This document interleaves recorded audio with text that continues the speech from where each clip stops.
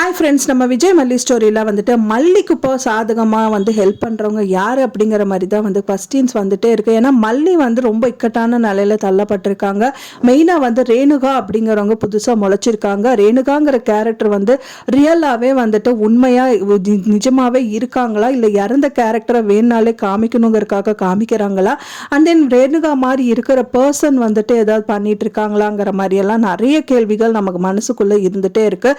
மெயினாக வந்து பாத்தீங்க அப்படின்னா, சரி ஓகே இது வந்து ரேணுகாவே இல்லை அப்படின்னு நினைச்சா கூட இவங்க வந்து, அதாவது விஜய் வந்து அவங்க மாமாக்கு கால் பண்ணி சொல்றாரு. ஸோ கால் பண்ணி சொன்னோடனே வந்து பாத்தீங்கன்னா அவங்க அட்டாப்சி ரிப்போர்ட்டை வந்துட்டு வெரிஃபை பண்றதுக்காக தான் அங்கே போறாங்க. மெயினாக அந்த பர்சனையும் வந்து பார்த்து பேசுறாரு. நீங்க தானே ரேணுகாக்கு வந்துட்டு பாத்தீங்கன்னா போஸ்ட்மார்ட்டம் பண்ணீங்கிற மாதிரி கேட்குறாங்க.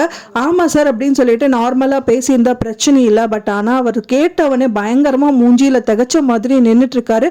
ஸோ இதுலயும் பெரிய கொளறுபடி தான் நடந்திருக்கும் அப்படிங்கிற மாதிரி இருக்கு. எல்லாமே இந்த கதிரேஷனோட வேலையா தான் இருக்கும் அப்படின்னு கூட நம்மளால நினைக்க தோணுது. ஏன்னா வந்து பாத்தீங்கன்னா அவங்க பொண்ணு வந்து உயிரோட தான் இருந்திருப்பாங்க. ஆனா என்ன பைத்தியமான நிலையில கீழே விழுந்ததுனால பைத்தியமான நிலையில தள்ளப்பட்டிருக்கலாம். ஸோ அதனால கதிரேஷன் கூட்டிட்டு போய் வச்சிருக்கிறதுக்கு நிறையவே பாசிபிலிட்டிஸ் இருக்கு. ஸோ அங்க இருந்து வந்து அவங்க தப்பிச்சு ஓடி வந்திருப்பாங்க அப்படிங்கிற மாதிரி இதெல்லாம் நிறைய கோணங்களை நம்மளால வந்து யோசிச்சு பார்க்க முடியுது. ஸோ அப்படி தப்பிச்சு போனதுக்கு அப்புறமும் விஜய சும்மா விடக்கூடாது அப்படிங்கறதுக்காக கதிரேஷன் அவங்க செத்த மாதிரியே வந்து கடைசி வரைக்கும் நடிச்சு அவரை வந்துட்டு ஜெயில போடணுங்கிற ஒரே எண்ணத்தோட தான் செயல்பட்டு வந்துட்டு இருந்த மாதிரி தோணுது.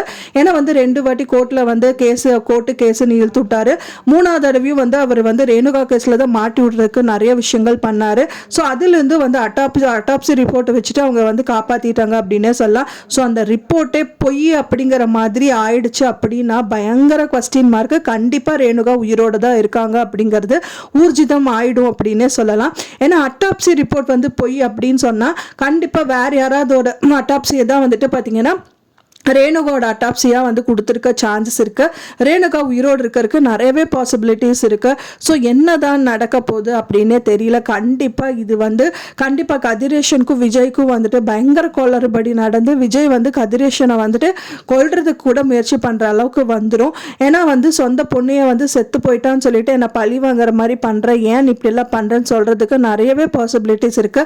இதெல்லாம் இருந்து ஒரு பக்கமாக இருந்தாலும் மல்லியோட லைஃப், வெண்பாவோட லைஃப் என்ன ஆக போகுது அப்படிங்கிறதா பெரிய கொஸ்டின் மார்க். ஏன்னா முதல் ஒய்ஃபுக்கு தான் வந்து எல்லா உரிமையும் இருக்கு, 2வது ஒய்ஃபுக்கு கிடையாது. என்னதான் முதல் ஒய்ஃப் வந்து இருக்கும்போது இன்னொரு ஒய்ஃபை கல்யாணம் பண்ணிக்கிறது செல்லுபடியும் ஆகாது. அப்படியே செல்லுபடி ஆனாலும் வந்துட்டு இப்போ அவங்க உயிரோட வந்து தெரிஞ்சதுக்கு அப்புறமா கண்டிப்பா செல்லுபடி ஆகாது. அண்ட் தென் வெண்பா வந்து விஜய் கூடயும் அண்ட் தென் ரேணுகா கூட தான் இருக்கணும்னு சொல்லிட்டு மறுபடி கேஸு கோர்ட்டு நல்லா இழுப்பாங்க. ஸோ இந்த மாதிரி நிறைய விஷயங்கள் நடக்கதா போகுது அப்படின்னு எதிர்பார்க்கப்படுது.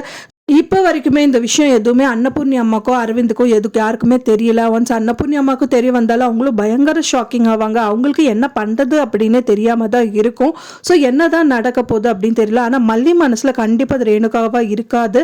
அவங்க வந்து இறந்துட்டாங்கல்ல அப்படிங்கிற மாதிரி தான் சொல்கிறாங்க. ஆனால் அட்டாப்சி அப்படி சொல்லலை அப்படின்னா கண்டிப்பாக அவங்க உயிரோடு இருப்பாங்க. ஸோ இதுதான் வந்து நடக்க போகுது.